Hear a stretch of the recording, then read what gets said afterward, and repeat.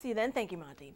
The trial over the North Carolina voter ID requirement resumed today. State NAACP President Reverend Dr. William Barber testified. He said the state voter ID requirement raised concerns when it was passed in 2013, citing statistics that showed blacks were twice as likely not to have a photo ID. Barber clashed with state attorney Phil Strach during cross-examination. He asked Barber if there was something wrong with showing an acceptable ID if a voter had it, and if there was a burden in getting it, didn't the amendment address that? Barber also said the civil rights organization was concerned about the impact on voters who may stay away from the polls. Testimony resumes in the morning. At this hour, details about a fatal accident involving a truck in Greensboro are still unclear. Elise Michelanis has been following the story all day and has the latest from police. Investigators have not yet released the victim's name, and the cause of the accident is unknown. Winter weather is delaying the cleanup process at New River Tires in Pilot Mountain. A massive tire fire started at the business earlier this month and continued burning for days. Now crews are battling melting snow and ice before they can get all of that solid waste cleaned up properly. The county emergency management director says it will still be a few days before the contractors can move their equipment out and start the process of removing the waste. They've been doing air quality testing. They'll continue to do water testing as the snow's going to melt, and a lot of the water that's here will drain down the storm drain. So they'll continue to monitor both the air and the water throughout this process. Shelton says the county building and code inspector has already assessed the building, but there's still a lot of work that needs to be done to determine when the business will be operational again. A Story County commissioner charged with 4 felonies has resigned. Paul Johnson, who pleaded guilty last week, was sentenced today to between 6 months and 17 months in prison. That sentence was suspended, though. Instead, Johnson was placed on supervised probation for 36 months and was ordered to complete 100 hours of community service. Johnson was accused of submitting falsified travel expenses to the state. He served as a commissioner since 1995. Randolph County has a new sheriff. You are looking at his picture. The GOP Executive Committee appointed Robert Graves, the head of the committee and a retired state trooper, as the county's next sheriff. Graves will finish the final 2 years of Sheriff Maynard Reed's unexpired term. Reed died earlier this month due to complications from pneumonia. Graves is expected to take the oath of office on Monday. New technology is helping first responders in Guilford County get to emergency calls even faster. As Meg Smith found, it's one of just a few in the country that's using the state-of-the-art and potentially life-saving equipment. Guilford Metro 911 is one of only 2 centers across the state and the 13th nationwide to use that new technology. Crews at the zoo are busy working to clear all that snow and ice from the walkways. The zoo safety office says the ice is so thick they're having to chisel it away by hand. At the zoo, there's a little more than 5 miles of public trails, including a lot of elevated paths. Safety of the zoo's employees and guests is their top priority. Staff members say they will do whatever it takes to get reopened.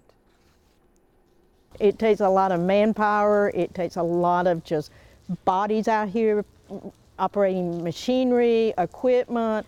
It takes a lot of bodies loading sand, spreading sand, putting out de-icer, whatever we can get our hands on that won't harm the environment to help get this stuff away. Although the zoo is closed, the safety officer says the keeper staff has been there every day. She also says all of the animals are in good condition. The zoo will be open this weekend. Meanwhile, some businesses in the Golden Gate Shopping Center are bouncing back after the snowstorm. Vito's Italian Restaurant and Air Fun Trampoline Park were forced to shut down Friday and Saturday because of the storm.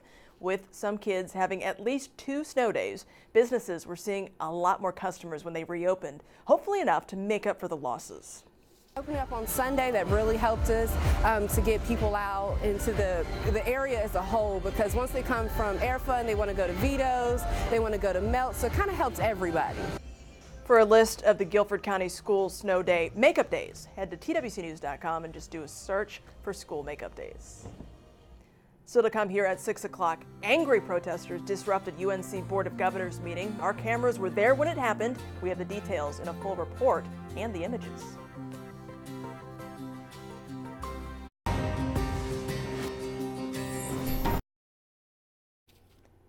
New legislation proposed by President Barack Obama may help an additional 30 million Americans save for retirement. The proposed plan would offer tax credits to small businesses that enroll employees in retirement plans. That plan would also require companies to offer plans to part-time workers and would make it easier for companies to bring down expenses by joining multiple employer plans. It would also allow citizens to defer taxes on retirement savings. The Lumbee Tribe of North Carolina gets a federal grant that seeks to provide housing for homeless Native American veterans. The Lumbees were one of 26 tribes to receive the grant, totaling more than $186,000. Tribal elders and Lumbee veteran advocates say this program is desperately needed in their community. We have a lot of poverty in our community, and it's even worse for veterans. And when they come back with ailments, as you've heard before, and they come back needing a place to stay, and they may come back to broken families, they need help. Officials tell us it will take about 6 months for the first veterans to receive housing. The pilot program is sponsored by the VA and the Department of Housing and Urban Development. Today's UNC Board of Governors meeting got off to a heated start. Protesters interrupted the meeting, voicing their concerns about the newly elected UNC system president. Lenny Supal was there when it all happened. She has a closer look at that protest.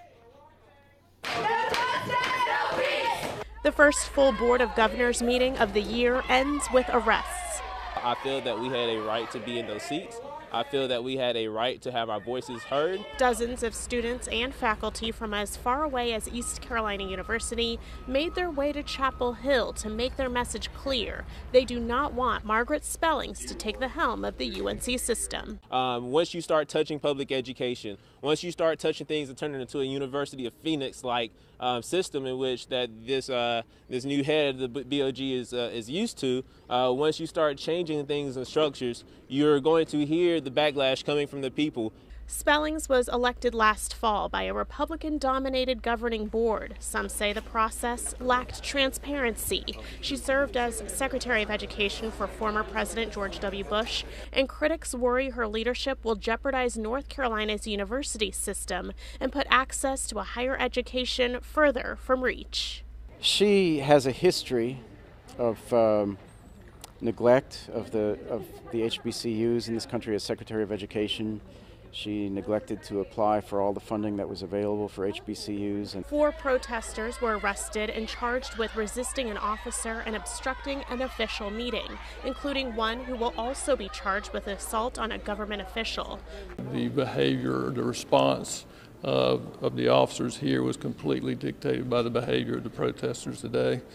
We hate that we had to take any action, but that was their choice. In Chapel Hill, Lenny Supal, Time Warner Cable News.